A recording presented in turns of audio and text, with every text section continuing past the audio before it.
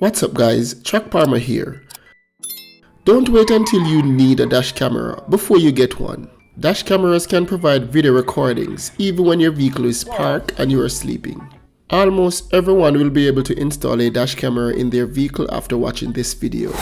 In this video, I will show you how to install this GKU D600 Pro dash camera in almost all motor vehicles.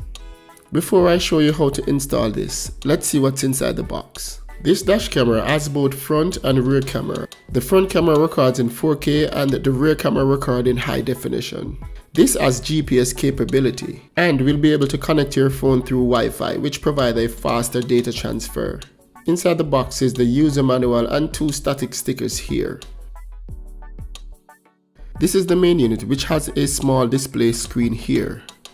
To the side here is the power button, and to the other side you'll find a memory card which already come installed, the rear camera port and the power supply port.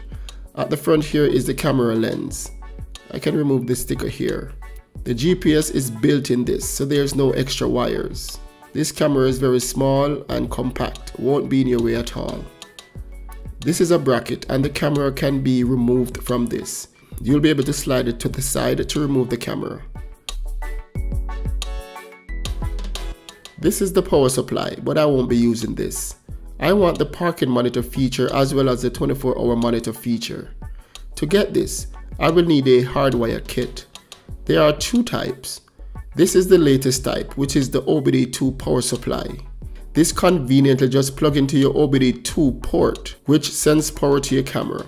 Just plug it in and neatly run the wire to the camera. That's it.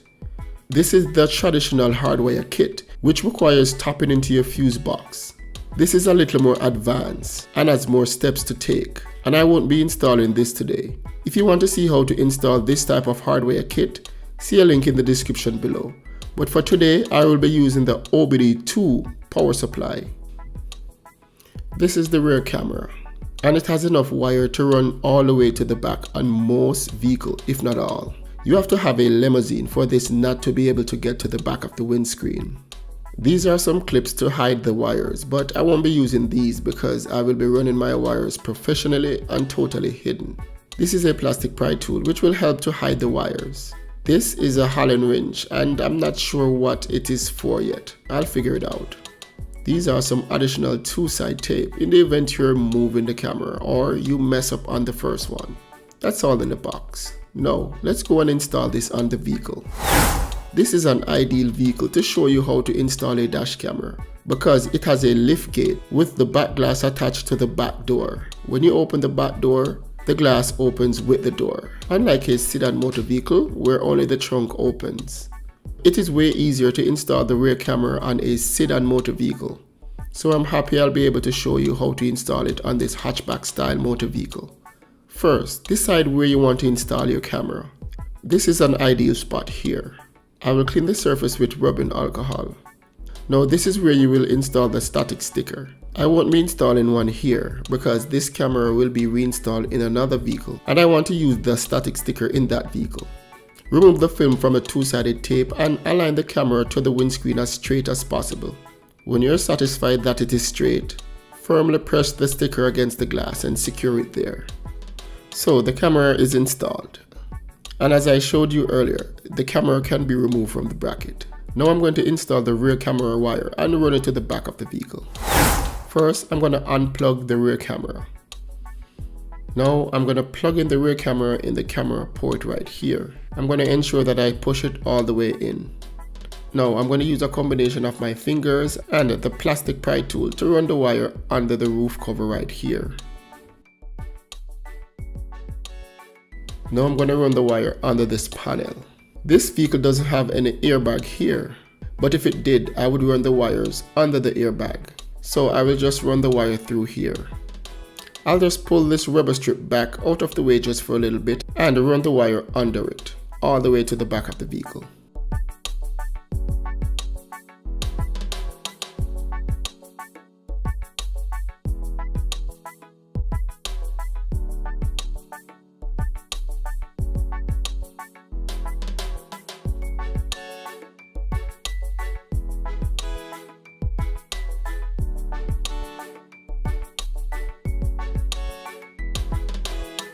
Now I'm at the back, I will run the wire along here.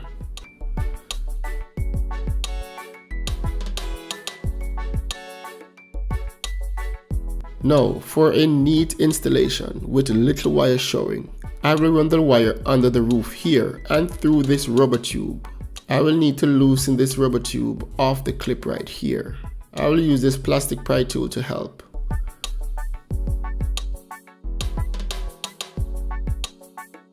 Now the rubber tube is off. I will now feed this wire through this plastic clip right here.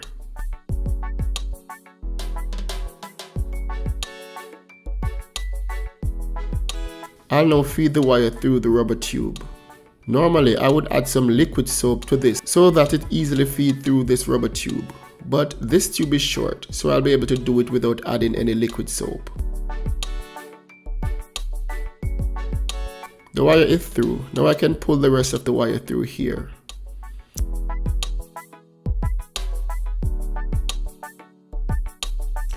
Next, I'm going to run the wire through this back door panel and through this opening here. I tried to feed the wire to the opening, but something was blocking it. Having a piece of wire to fish this through would be ideal. But say you can't find piece of wire. Here is a trick. Find a piece of stick like this. I cut this from a tree in the back of the yard. Now I'm going to knot the end of the wire here and feed it through.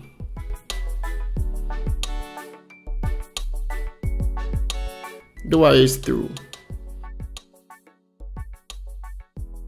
Now I can take my time and put this rubber back in place. It is important to take your time to properly fit this back in place to avoid water leaking into the panel.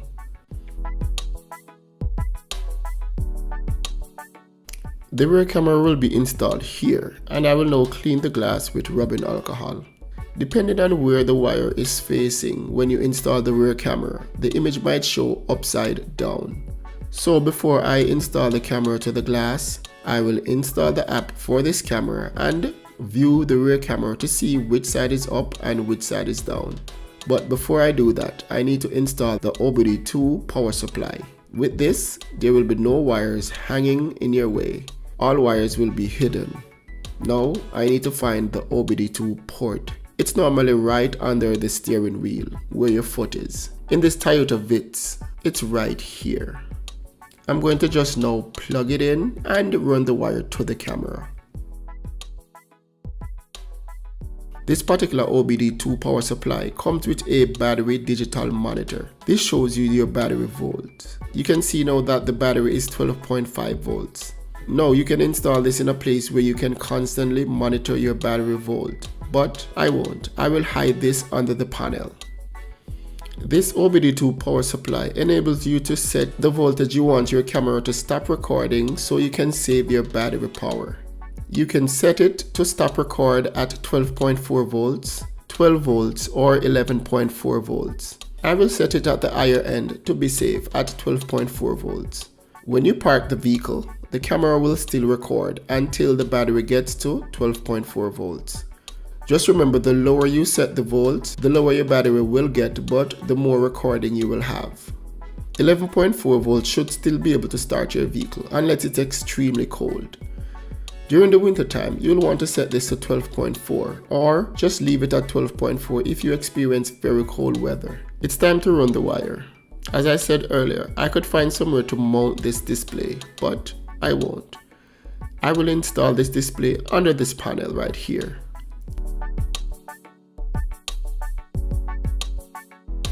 I will pull this rubber strip back to run the wire all the way up to the windscreen.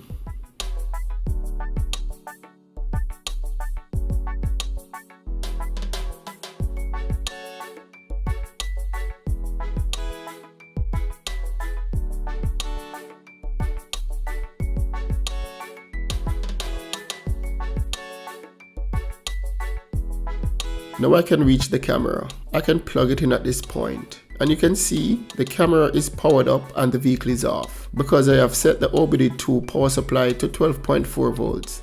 The car battery is still at 12.5, so it will still record until it drops to 12.4. You can see I have excess wires here and I will just tuck it under the roof.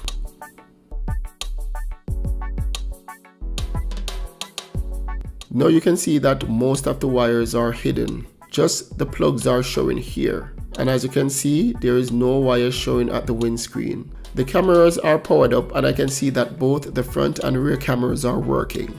Now I can install the rear camera, but I need to ensure that I install it with the upside facing up. Now I will set the camera to the glass and look at the display. Once the upside is showing up, I can install the camera. The upside is showing up when the wire is pointing to the left side of the vehicle.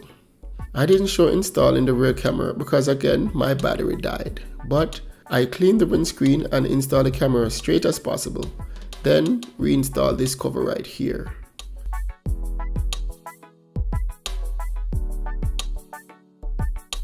Now the camera can be adjusted.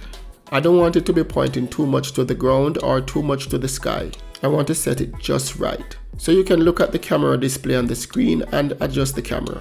You can also do it on your phone. Remember, the camera can be adjusted up or down.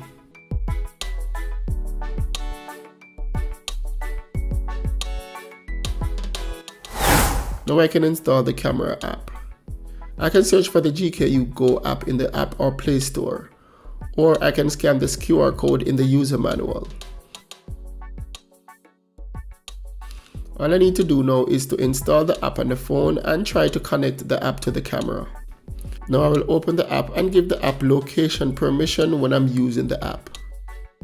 Now I can try to connect to the app. I first need to ensure that the camera is powered on and connect to the camera Wi-Fi. I need to go to Wi-Fi setting and look for the GKU Wi-Fi. It will start with GKU with some numbers at the end. I need to put in password 12345678 and hit connect. Once I'm connected to the camera Wi-Fi, I can now connect to the camera. Note that when you connect to the camera Wi-Fi, your phone won't have internet service from Wi-Fi. You can regain internet by disconnecting from the camera Wi-Fi. Now I'm connected to the camera. You can hit this tab here to switch between front and rear camera. You can hit this tab here to switch the screen to horizontal or vertical. You can turn on and off voice recording. When you switch the screen around, you can actually drive with your phone mounted and just use your phone to see those blind spots. The camera will see a wider angle than your rear mirror can. Here you can turn on and off video recording as well as taking pictures. This tab here takes you to all the saved videos and pictures. From here you can play videos, download them or delete them. Over here you can go through all the settings. You can record with sound. You can turn up and down the speaker volume. You can set your camera recording resolution, and this can record in 4K. You can set your loop recording to 1, 3 or 5 minutes. You can set it to 50 Hz for the Americas and 60 Hz for Europe. You can turn time watermark, speed watermark and GPS coordinates. You can switch the clock to a 24-hour clock, and you can set your date format here. You can actually flip the image of your camera in the event you install it upside down. You can set your collision sensor, and this will determine when the camera records when the car is bumped or shaked. You can set your speed unit to miles per hour or kilometers per hour. You can look at your GPS signal, and you can turn on your GPS data. Here you can choose your Wi-Fi channel between 2.4 Hz or 5G. Here you can change your Wi-Fi name and Wi-Fi password. This shows you your firmware version, and here you can format your memory card. And finally here you can factory reset the camera to the original setting when you took it out of the box. That's pretty much for this video guys. Thanks for watching, but before you go, please like and subscribe to my channel. See you on the next one guys.